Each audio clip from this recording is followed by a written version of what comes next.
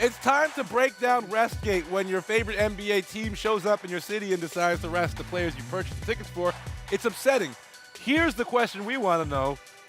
LeBron James recently came out and said it was all cool when Greg Popovich was resting his players, but it's become a problem now that he's resting. It was all good just a week ago. I agree. Is there a double standard for LeBron James? Gentlemen, who wants to chime in first? I think so. I think there definitely is. I think everyone's trying to find any little thing to pick on LeBron and his greatness. Like, how isn't his complete domination enough already? Why is it that he can't? He's resting because he may have a nagging injury. He's resting because playoffs are coming up. He's playing longer than anybody. His season is way longer than anyone. I mean, there's so many reasons as to why he's justified for doing that. You know, I agree with Elias completely. You know what? LeBron is the greatest player pound for pound. I've said it before, in the world and the universe. And the thing is, if he wants to take a break, let him take a break. You know what I'm saying? He didn't say of all time there. You know what? I'll He didn't chime say in. of all time there. I'm throwing something in there, man. LeBron has a valid point. I think there is a double standard. Does that make what the NBA is doing right? Does that make what the coaches do right? I disagree. I think as an athlete, it's your job to suit up, to play, to perform. The fans are coming out, particularly in basketball, more so than other sports, to see certain players. It's a player-driven league. These are some of the most marketable players or athletes on the face of the planet. They're selling shoes because of their face, because of the name and the brand. You can't just take the night off. That's it. Fans You're pay playing. $200 to You're show up to the playing. game, and now you're not there. Right? Okay, so that's very unfair. Do NBA fans have a right to ask for a refund if the superstars don't play? Because I'm thinking like this. Like, let's say I buy tickets to go see the Migos. The Beatles? The Migos. Oh, I said And Beatles. Quavo and Offset aren't there. Like, why am I here? I want my money back. Totally. Right? It's like New Edition with no Bobby. He just wasn't there New you go. Edition. There That's you what go. I'm saying. So do you guys feel like fans have a right to ask for their money back? I mean, if you're a fan, you're not going to see one guy necessarily. Really? I think you are. I'm going to go see Steph Curry. Is it the superstar I'm going to go running? see Westbrook. I'm going to go see Harden. I'm not going to go see the Shining Fry? Oklahoma I'm not City there to see Thunder. David Like, West. I'm trying to see. I'm a Bulls fan. I've been my whole life, and I think I'm always going to have, obviously, a love for Toronto, but I'm a Bulls fan. And I'm going to support the Bulls regardless of what the cast is. But you really want to see Meritage?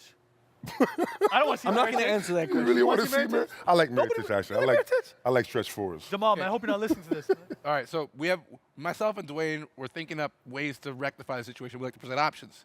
So our options are a shorter season, a smarter schedule, or rest players at home.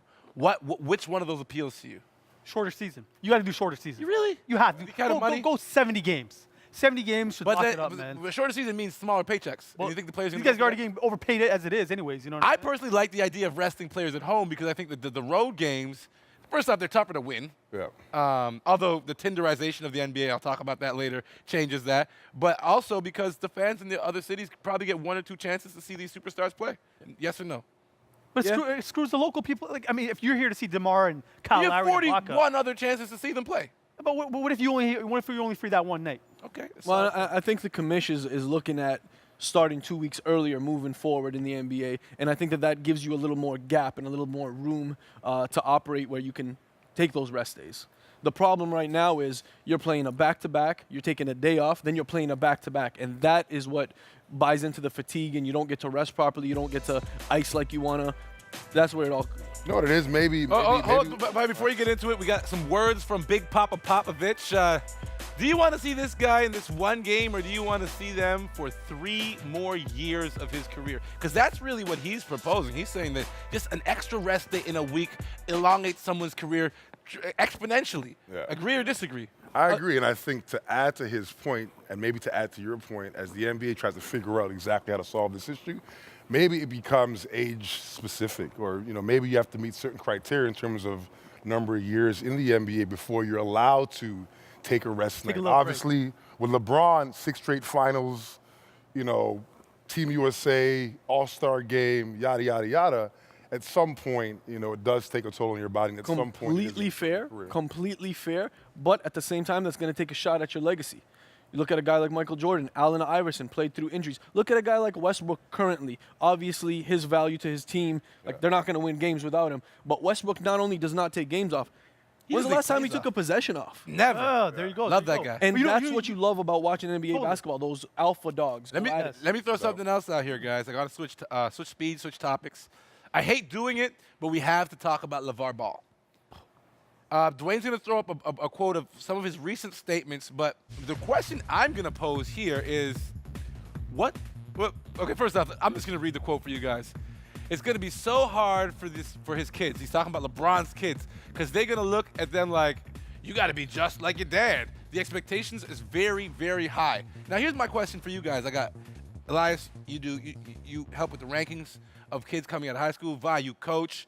Cash, you referee. Thank you.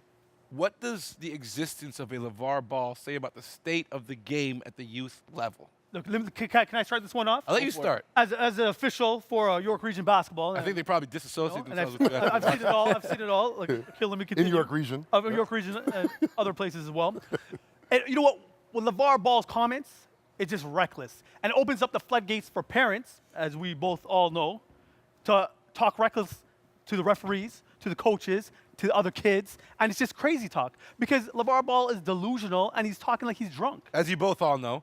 Anyone else want to chime in? I've met Ball. He's a very interesting man, and I think he's a very smart man as well. Is this a smart move?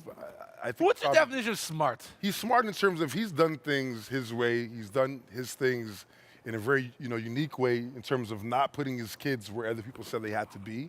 He's built their profile and their games his own way. And right now he's so there is some brand. genius in that.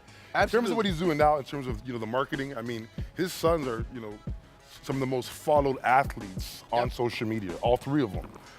In terms of these comments, Kardashians, though. I get it, but in terms of these comments and now putting more pressure on Ball to be Kobe, I think he's lost his mind a bit. Yeah. He's done enough. He's done his job. Maybe he's just can take a step back and just let things play itself out. It's a very Trump-esque move, if you will.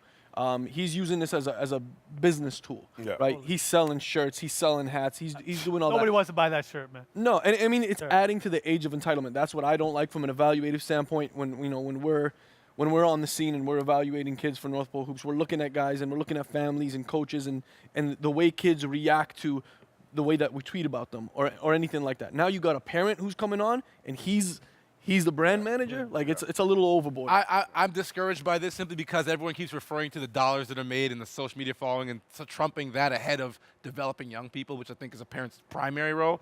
So I'm a little troubled by it. But we got to switch it up, of course.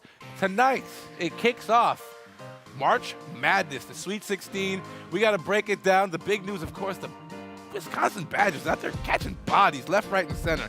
We'll break down who we feel are the standouts when we return here on Hang Out!